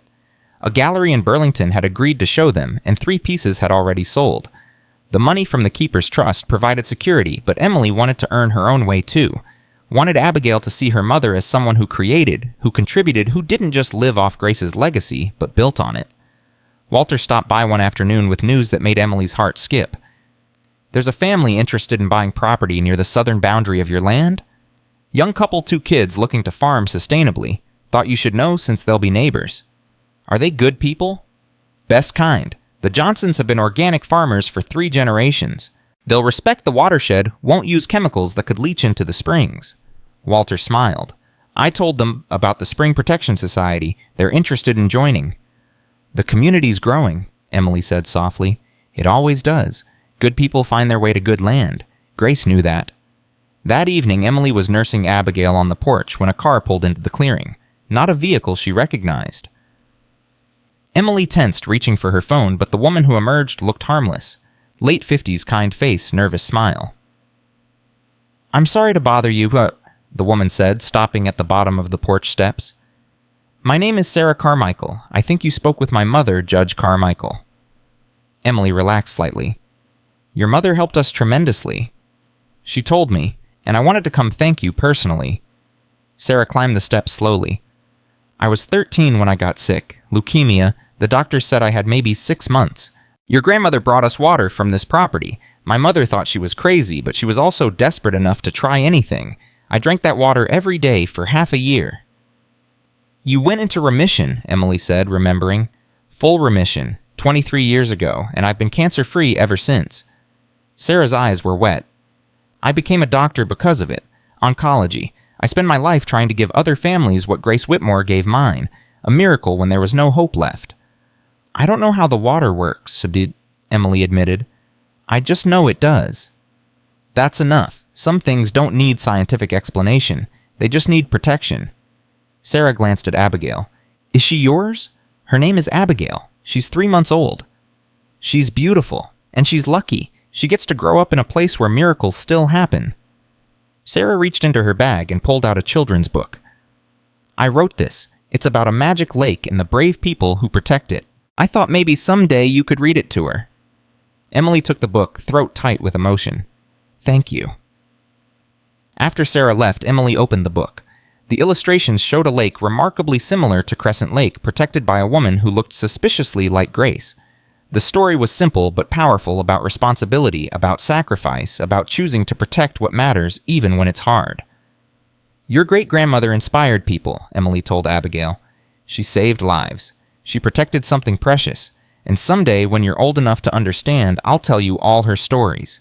I'll teach you to be like her. strong and stubborn and absolutely certain of what matters. Abigail grabbed Emily's finger with her tiny hand, grip surprisingly strong, and Emily felt it again, that connection to something larger than herself, to the long line of women who'd stood where she stood, who'd made the same promises, who'd kept them. Winter came early that year, blanketing the forest in snow. Emily's first winter as a mother, as a keeper. Margaret taught her which herbs to harvest before the first freeze, how to prepare the cabin for cold weather, how to keep the springs flowing even when temperatures dropped below zero. The land provides different gifts in different seasons, Margaret explained. Winter is for rest, for reflection, for planning. Spring will bring new growth. Summer abundance. Fall harvest. You'll learn the rhythm. Emily did learn. Slowly, sometimes painfully, but she learned. She learned to read weather patterns in the color of the lake, to know when storms were coming by, how the birds behaved. She learned which paths through the forest stayed clear in winter, which springs ran warmest, which trees provided the best firewood. And she learned to trust herself, to trust her instincts, her decisions, her ability to protect what Grace had entrusted to her. On Christmas morning, Emily woke to find a package on the porch. No delivery truck tracks in the fresh snow, no footprints, just the package wrapped in brown paper with her name written in handwriting she didn't recognize. Inside was a journal, leather-bound and beautiful, and a note. For the 7th keeper. Record your wisdom here, as all keepers before you have done. Your discoveries matter, your struggles matter, your victories matter.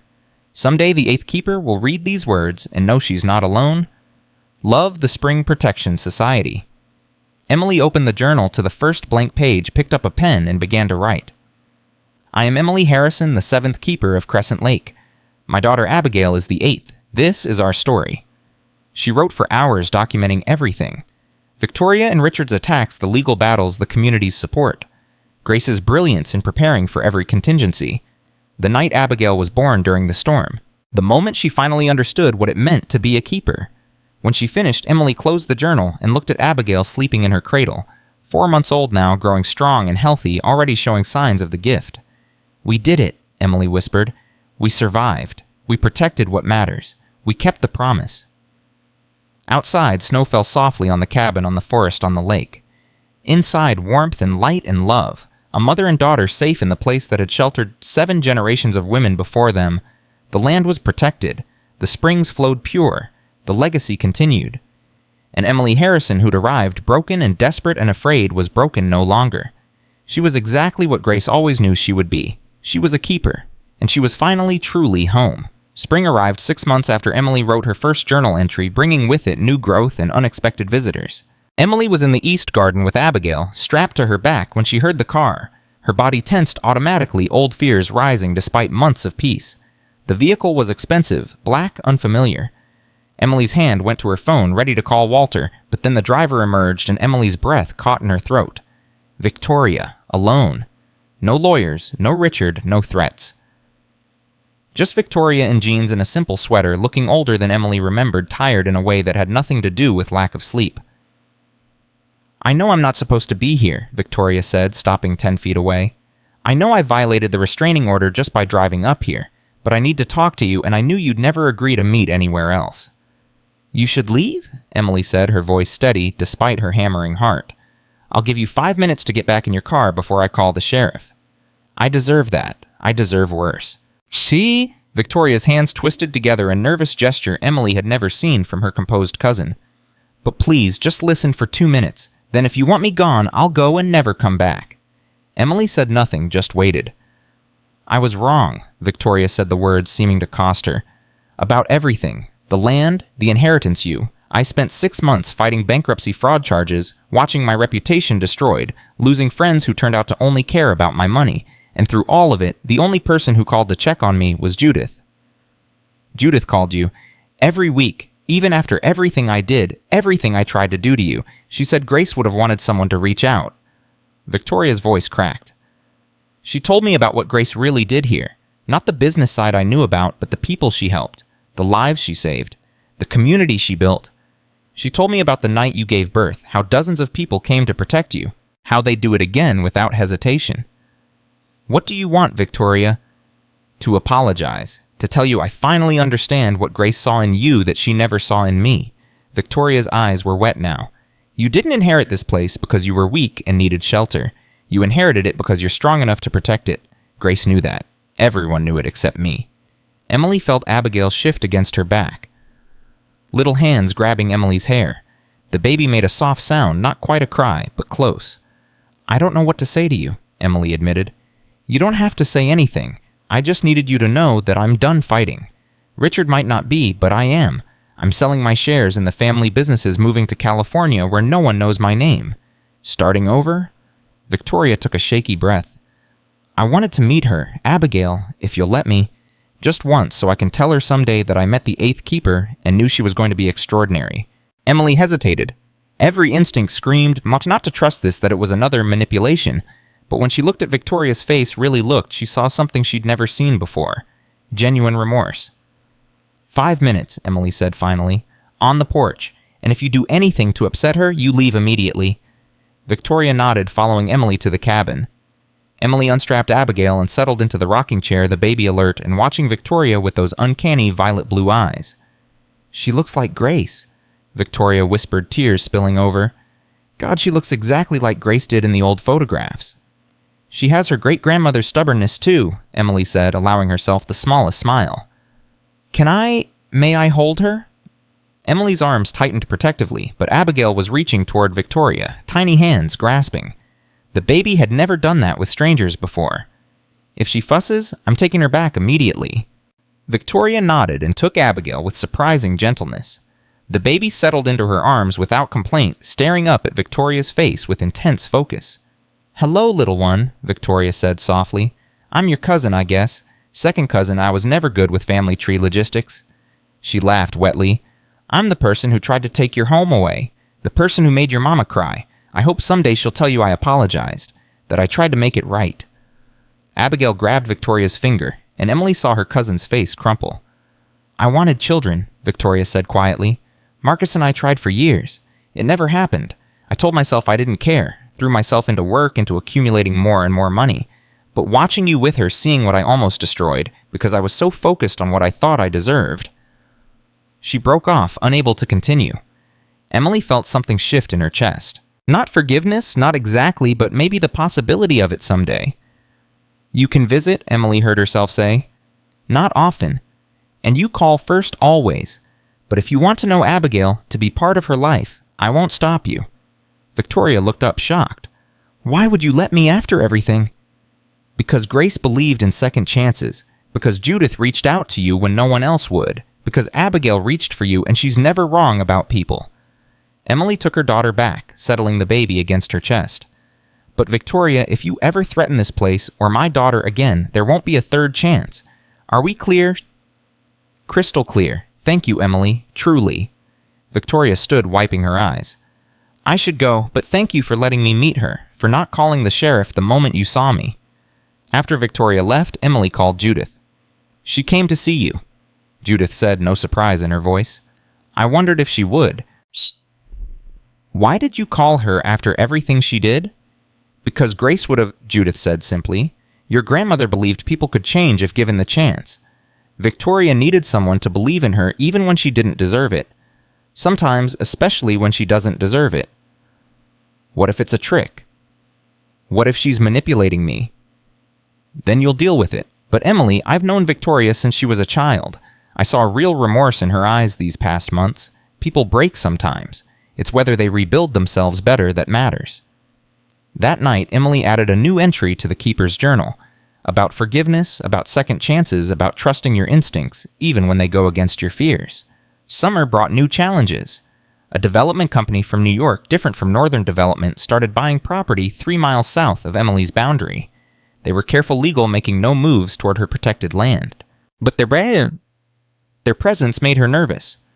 They're testing the waters, Pemberton explained during one of his monthly visits. Seeing if they can develop nearby without triggering environmental protections. Keep an eye on them but don't panic yet. Emily didn't panic, but she did prepare. She spent hours studying the conservation laws, understanding every protection Grace had established. She attended Spring Protection Society meetings, networked with environmental groups across Vermont, built alliances that would activate if the developers made a wrong move. You're thinking like Grace now, Walter observed one afternoon. Always 3 steps ahead, always prepared. I'm trying. Some days I feel like I know what I'm doing. Other days I'm terrified I'll miss something crucial and lose everything. Grace felt that way too. She told me once that fear was a keeper's best tool. It kept you vigilant, kept you from getting complacent. Walter smiled. You're doing better than you think, Emily. Abigail turned 1 year old in October, and the Spring Protection Society threw a celebration that filled the cabin with 50 people somehow fitting in the impossible space that expanded to accommodate community. Emily watched her daughter take her first wobbly steps across the floor, cheered on by dozens of people who'd become family.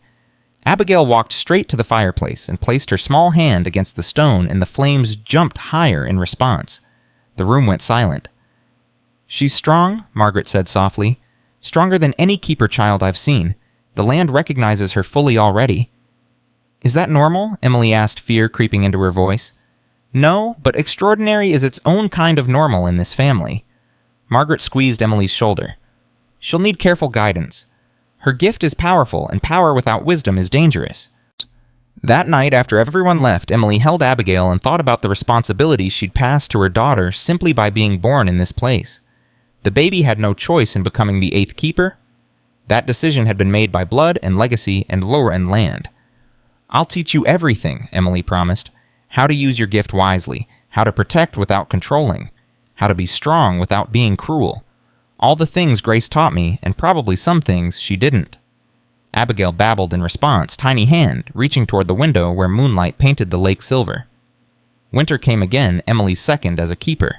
She'd learned so much in 18 months, but she was still discovering new things, like the way ice formed patterns on the lake that predicted spring weather, or how the North Spring stayed warm enough to never freeze even in sub-zero temperatures, or how Abigail could make snow melt with her touch. That last discovery came on a January morning when Emily found her daughter sitting in the middle of the porch, surrounded by a perfect circle of bare wood, while snow covered everything else.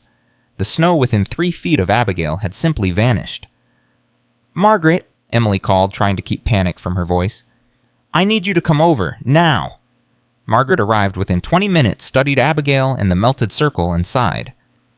Eleanor could do this too, control temperature in small areas. Grace thought it came from prolonged contact with the springs while in the womb. Is it dangerous? Only if she doesn't learn control. Right now she's doing it unconsciously, responding to being cold. As she gets older, you'll teach her to do it deliberately. Margaret knelt beside Abigail. The land shares its gifts with those it trusts completely. Your daughter is one of those people. She's barely a year old, and already more powerful than Keeper is twice her age. Emily Abigail isn't just the 8th Keeper. I think she might be the strongest Keeper in the line. The land has been waiting for her. That revelation kept Emily awake for nights. What did it mean for Abigail to be the strongest Keeper? What responsibilities would that bring? What dangers? She got her answer in March, 2 weeks before Abigail's 2nd birthday. The developers south of her property started clear-cutting forest. Not on Emily's land, but on property they'd legally purchased. Within days, dozens of acres of old-growth trees were gone, the earth scraped bare. "They're destroying the watershed," Walter said, his voice shaking with fury. "Those trees held the soil. Without them, runoff will pour straight into the streams that feed your springs." "Can they do that legally?" "Unfortunately, yes. They own the land, they followed proper procedures. Environmentally, it's a disaster, but legally, they're in the clear." Emily stood at her southern boundary watching bulldozers tear into earth that had been forest yesterday. Abigail was in her arms, the toddler unusually quiet, staring at the destruction with an expression no 2-year-old should have. "Hurt," Abigail said clearly, one of her first words. "Land hurt. I know, baby. I know it hurts." That night, Emily called an emergency meeting of the Spring Protection Society. 30 people crammed into the cabin, their faces grim. "We can't stop them," Judith said. "They're on their own property, but we can document the environmental impact file complaints with state agencies make their lives difficult." "That'll take years," someone else protested. "By then the damage is done." "Then we work faster." Emily stood up, Abigail balanced on her hip. "We organize protests. We contact every environmental group in New England. We make this development so publicly controversial that their investors pull funding." "That's a big ask," Pemberton said carefully. "You'd be putting yourself in the spotlight, making yourself a target." "I'm already a target. I've been a target since the day Grace died. The only difference is now I'm choosing to fight back." Emily looked around the room at all the faces people who'd become family. Grace spent 50 years protecting this land quietly. But quiet isn't working anymore. It's time to be loud. The campaign started small. Emily gave her first interview to a local paper explaining how clear-cutting 3 miles away threatened the watershed that served the entire valley. Then a regional news station picked up the story. Then a national environmental blog. Within 2 weeks, protesters were camped at the development site. Within a month, 3 major investors had pulled out citing environmental concerns. The development company responded by filing a defamation lawsuit against Emily, claiming she'd knowingly spread false information about their environmental practices. "Here we go again," Emily told Margaret wearily. "I can't seem to avoid court." "Grace spent half her life in court defending this land," Margaret reminded her. "It's part of being a keeper, the price of protection." The lawsuit dragged on for months. Emily gave depositions, provided evidence, worked with environmental scientists who confirmed her claims about watershed damage. Pemberton was brilliant dismantling the developer's case piece by piece. But the stress was taking its toll. Emily wasn't sleeping, she was barely eating. Abigail, now 2.5, could sense her mother's anxiety and became clingy and fretful. "You're burning out," Walter said bluntly one afternoon, finding Emily crying at the kitchen table while Abigail napped. "You need to slow down." "I can't. If I slow down, they win. They destroy the land and everything Grace built is for nothing." Grace also knew when to rest, when to let other people carry the burden. Walter sat across from her. "You've mobilized an entire movement. Let them do some of the work. You don't have to carry everything alone." He was right, Emily knew. She'd been so focused on protecting the land that she'd forgotten to protect herself. She'd forgotten that a keeper who collapsed from exhaustion couldn't protect anything. She started delegating. Judith handled media interviews. Walter coordinated with other environmental groups. Pemberton managed all legal strategy. Emily focused on being Abigail's mother, on teaching her daughter about the land they protected, on restoring her own strength. The lawsuit was dismissed 4 months later, the judge ruling that Emily's statements were protected speech and based on legitimate environmental concerns. The development company, hemorrhaging money from delays and bad publicity, quietly sold their property to a conservation trust and abandoned Vermont entirely. "We won," Judith told Emily over the phone. "They're gone. The land is safe." Emily hung up and walked down to the North Spring with Abigail. The toddler ran ahead on sturdy legs, laughing absolutely fearless. She splashed into the shallows and the water glowed that familiar blue-green in response to her touch. "We did it, Grace," Emily said to the water, to the land, to her grandmother's spirit. "We protected it, again." The water's glow intensified and Emily heard Grace's voice one last time. "You're ready now, truly ready. The land knows it. Abigail knows it. It's time for you to know it too." Ready for what? To stop seeing yourself as the scared woman who arrived here desperate and alone. You're not that person anymore. You're the keeper. You've earned that title 10 times over. The glow faded. Emily stood in the shallows watching Abigail play and felt something settle inside her that had been restless for 2 years. Grace was right. She wasn't the frightened pregnant widow who'd inherited a cabin she didn't understand. She was Emily Harrison, 7th keeper of Crescent Lake, mother to the 8th protector of land that mattered more than money or pride or family grudges. She'd fought lawyers and developers and her own cousins. She'd given birth in a storm and survived attacks and learned to trust in magic she couldn't explain. She'd built a community, mobilized a movement, and won battles she'd thought impossible. She was ready. Had been ready for longer than she realized. That evening, Emily opened the keeper's journal and wrote a new entry. Not about battles fought or threats overcome, but about something simpler and more profound. "Today I realized I'm not becoming a keeper. I already am one. This isn't Grace's legacy anymore. It's mine. And someday it will be Abigail's. But for now, in this moment, I am exactly what this land needs me to be. I am strong. I am vigilant. I am home." 5 years passed. Abigail grew from a toddler into a bright, curious 7-year-old who could identify every plant in the gardens, predict weather by reading the lake's surface, and make flowers bloom with her touch. Emily's botanical illustrations had been published in a book that sold well enough to bring in steady income. The community around Crescent Lake had grown stronger, more unified, fiercely protective of the watershed they all depended on. Victoria visited twice a year, always calling first, always respectful. She and Emily weren't friends, probably never would be, but they'd reached something like peace. Richard had moved to Florida and sent a card at Christmas, nothing more. The family wounds had scarred, but healed. On a September morning, Emily was teaching Abigail to read animal tracks when a car pulled into the clearing. Neither of them tensed anymore. Visitors were normal now. now expected. The cabin had become a teaching center, a place where school groups came to learn about conservation, where scientists studied the unique properties of the springs, where people came to heal. But the woman who emerged from this car made Emily's breath catch. She was young, maybe 25, pregnant and crying. She carried a single suitcase and looked exactly like Emily had 7 years ago. Lost, desperate, broken. "Are you Emily Harrison?" the woman asked, voice shaking. "I am. My grandmother told me to find you. She said if I needed help, if I had nowhere else to go, you'd understand." The woman placed a protective hand over her belly. "My name is Sarah Collins. My grandmother is Patricia Carmichael." Emily felt time folding back on itself. Judge Carmichael's granddaughter arriving desperate and pregnant, sent by a woman who remembered Grace's kindness 30 years ago. "The cabin has a guest room," Emily heard herself say. "It's yours for as long as you need it. I can't pay. Neither could I when I arrived here. Come inside. You're safe now." That night, after Sarah was settled in the guest room and Abigail was asleep, Emily walked down to the North Spring. The water glowed in greeting, familiar and warm. "Is this what you meant, Grace, when you said the legacy continues not just through blood, but through helping others the way you helped me?" The water's glow pulsed, and Emily chose to interpret that as yes. She returned to the cabin, to the impossible building that had sheltered 7 generations of keepers, and now opened its doors to a stranger who needed shelter just as desperately as Emily once had. The land provided, the land protected, the land continued. And Emily Harrison, who'd arrived broken and built herself back stronger, understood finally and completely what it meant to be a keeper. It wasn't about owning land. It wasn't about magic springs or impossible cabins or fighting off greedy relatives. It was about protecting what matters when others would destroy it. It was about offering shelter when others would turn away. It was about building community when others would isolate. It was about passing wisdom forward so the next generation could stand stronger than the last. Emily was the keeper.